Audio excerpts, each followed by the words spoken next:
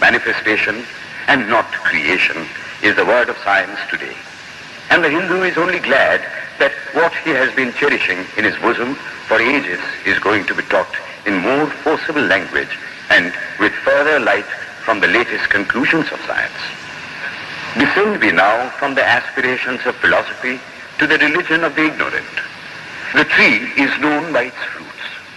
When I have seen amongst them that are called idolaters, men, the like of whom in morality and spirituality and love I have never seen anywhere, I stop and ask myself, can sin beget holiness?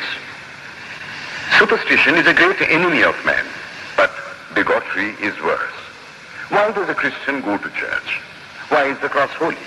Why is the face turned toward the sky in prayer? Why are there so many images in the Catholic Church? Why are there so many images in the minds of Protestants when they pray? My brethren, we can no more think about anything without a mental image than we can live without breathing. By the law of association, the material image calls up the mental idea and vice versa.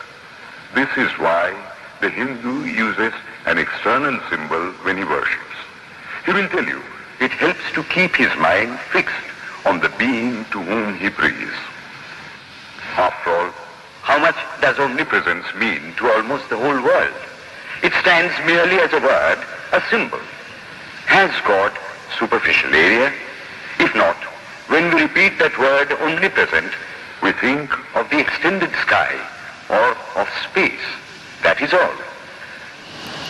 If a man can realize his divine nature with the help of an image, would it be right to call that a sin? Nor, even when he has passed that stage, should he call it an error. To the Hindu, man is not traveling from error to truth, but from truth to truth, from lower to higher truth. To him, all the religions, from the lowest fetishism to the highest absolutism, means so many attempts of the human soul to grasp and realize the infinite, each determined by the conditions of its birth and association, and each of these marks a stage of progress. And every soul is a young eagle soaring higher and higher, gathering more and more strength till it reaches the glorious sun. Every other religion lays down certain fixed dogmas and tries to force society to adopt them. It places before society only one coat which must fit Jack and John and Henry all alike. If it does not fit John or Henry, he must go without a coat to cover his body. The Hindus have discovered that the absolute can only be realized or thought of or stated through the relative, and the images, crosses and crescents are simply so many symbols, so many pegs to hang spiritual ideas on. It is not that this help is necessary for everyone, but those that do not need it have no right to say that it is wrong, nor is it compulsory in Hinduism. One thing I must tell you, idolatry in India does not mean anything horrible. It is not the mother of harlots.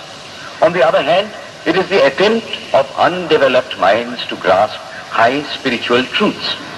The Hindus have their faults, they sometimes have their exceptions, but mark this, they are always for punishing their own bodies and never for cutting the throats of their neighbors.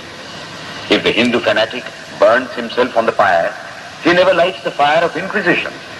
And even this cannot be laid at the door of his religion any more than the burning of witches can be laid at the door of Christianity. To the Hindu then, the whole world of religions is only a traveling, a coming up of different men and women through various conditions and circumstances to the same goal. Every religion is only evolving a God out of the material man, and the same God is the inspirer of all of them. Why then are there so many contradictions?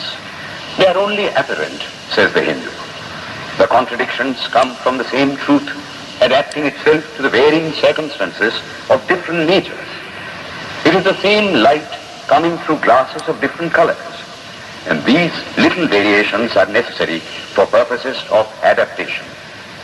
But in the heart of everything, the same truth reigns. The Lord has declared to the Hindu in his incarnation as Krishna, I am in every religion as a thread through a string of pearls. Wherever thou seest extraordinary holiness and extraordinary power, raising and purifying humanity, know thou that I am there. And what has been the result?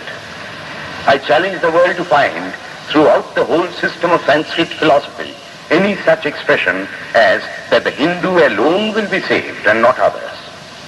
Says Vyasa, we find perfect men even beyond the pale of our caste and creed. One thing more, how then can the Hindu, whose whole fabric of thought centers in God, believe in Buddhism, which is agnostic, or in Jainism, which is atheistic? The Buddhists or the Jains do not depend upon God, but the whole force of their religion is directed to the great central truth in every religion, to evolve a God out of man. They have not seen the Father, but they have seen the Son. And he that hath seen the Son hath seen the Father also. This, brethren, is a short sketch of the religious ideas of the Hindus.